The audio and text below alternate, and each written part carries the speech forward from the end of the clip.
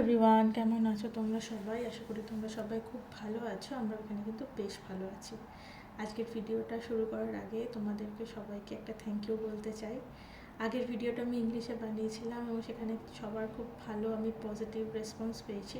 But আমি বেশ কিছু মেসেজেসও পেয়েছি যেখানে কিছুজন বলেছে যে বেঙ্গলি আর ইংলিশ মিক্স করে এক্সপ্লেন করলে তোমাদের বুঝতে আরও সুবিধা হয়। তো তাই জন্য আজকের ভিডিওটা আমি দুটো ল্যাঙ্গুয়েজে মিক্স করেই বানাচ্ছি। যদি ভালো লাগে আমাকে বলো। তো আজকে বেশি কথা না বাড়িয়ে আমাদের আজকে ভিডিওর যে টপিক সেই টপিকে আসা যাক। আগের ভিডিওতে আমরা কনফারেন্সের অ্যাবস্ট্রাক্টের প্রথম 3টা অংশ নিয়ে কথা বলেছিলাম।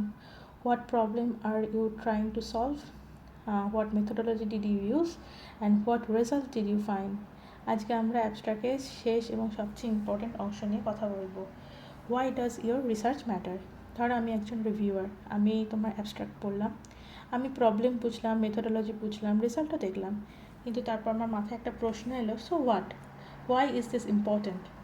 এখানে আসে ইম্প্যাক্ট বা সিগনিফিকেন্স সেকশন। এখানে তোমাকে এক্সপ্লেন করতে হবে তোমার রিসার্চ কেন গুরুত্বপূর্ণ এবং অন্যান্যদের থেকে আলাদা, তোমার ফাইন্ডিংসের যে ফিল্ড কী কী কন্ট্রিবিউশন করছে, অথবা ফিউচার রিসার্চকে কীভাবে হেল্প করতে পারে। এখন let's talk about some common mistakes. Mistake number 1, trying to sound too academic. অনেক স্টুডেন্ট বড় বড় টেকনিক্যাল ওয়ার্ডস ব্যবহার করে ইমপ্রেস করতে চায়, but reviewers prefer clarity. Simple writing is often better than complicated writing. Mistake number 2, too much background. Abstract কোনো literature review নয়, reviewer জানতে চায় তোমার কন্ট্রিবিউশনটা কী এই রিসার্চে।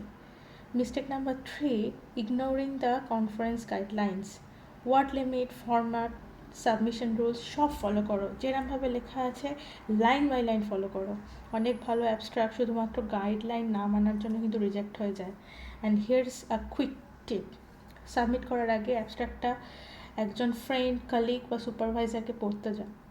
যদি তারা সহজে বুঝতে পারে তুমি কি করছো এবং কেন সেটা ইম্পর্টেন্ট, তাহলে রিভিউয়ারও কিন্তু বুঝতে পারবে। তাই সাবমিট করার আগে 4টে প্রশ্ন করো।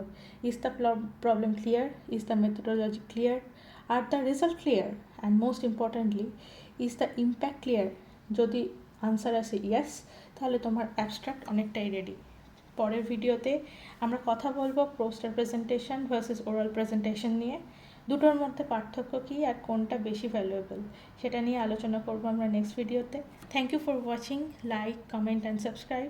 C you in the next video. ততদিন সবাই খুব ভালো থেকো, সুস্থ থেকো।